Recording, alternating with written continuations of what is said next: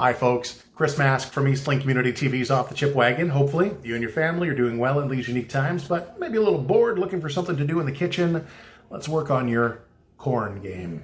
Corn, yeah, you get this in a can, you can get it frozen, you can get it on the cob just like this.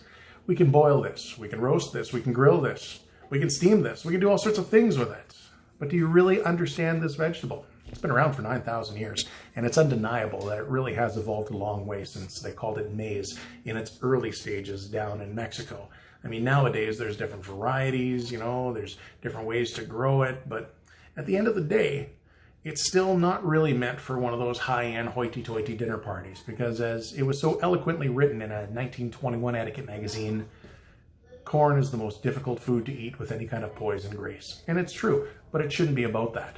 What it should be about is when you bite into it, feeling that little kernel pop and that sweetness mixed with the butter and the salt. It should, like that, take you back to memories of that backyard barbecue or that time with the family. That's really what good, well-prepared corn should be.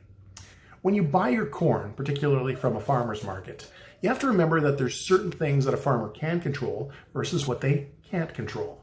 And what they can control is how long this stays on the stalk before they pick it.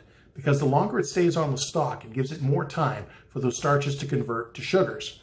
And ideally, when it gets picked, the endosperm is still milky, and that's what gives the corn its sweetness. That's about a 14-point score in Scrabble, by the way. The thing you have to remember, though, is that once this gets picked, after 24 hours, this is going to lose 25% of its sweetness. So the fresher the corn, the sweeter it's going to be. And that's a good question to ask your farmer at the farmer's market before you buy your corn. Always try to get fresh corn while you can. Ways to prepare it, I mean, it's huge in Quebec. They used to have shucking parties where you just take the husks off of this, you throw it in a pot of boiling salted water, have a good little dance party to go along with it, and hey, you're rocking and rolling, right? Nothing wrong with that. To me, though, I think that just boiling corn kind of takes away some of the sweetness. So I would rather take this, soak it in water for 10 minutes, put it on the barbecue in the husk for 10 minutes, and end up with good tasting corn. Or I would rather take this, put this into the oven at 375 for about 20 minutes, let it get a little bit caramelized, particularly if you do take it out of the husk, because it's going to bring a nuttiness to the flavor of the corn. Now, down south, they do things a little differently. And things are often bigger in the south. And when I say bigger, it's to the point where they have that boiling pot of water for their corn, but then they add in a cup of milk and a stick of butter.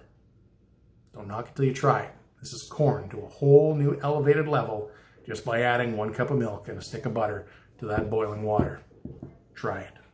Now this one, completely out in left field here, Mexican-style street corn. So this is like an after bar food, and really the world's your oyster with this, and it might be fun for the kids as well because they can really decorate it and flavor it as they want. I really like crushed up wasabi peas on this, but here's what you have to do. You got to make a paste, and that paste is basically going to be about a 1/4 cup of mayonnaise.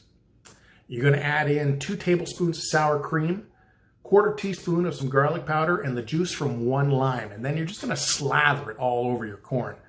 And when I talk about the wasabi peas, basically what you're going to do is you're going to find and grind up whatever you want. Make sure it's a nice fine powder, and then decorate your corn. And for me, we've got some bacon, we've got some barbecue potato chips, and we've got some beet chips and herbs.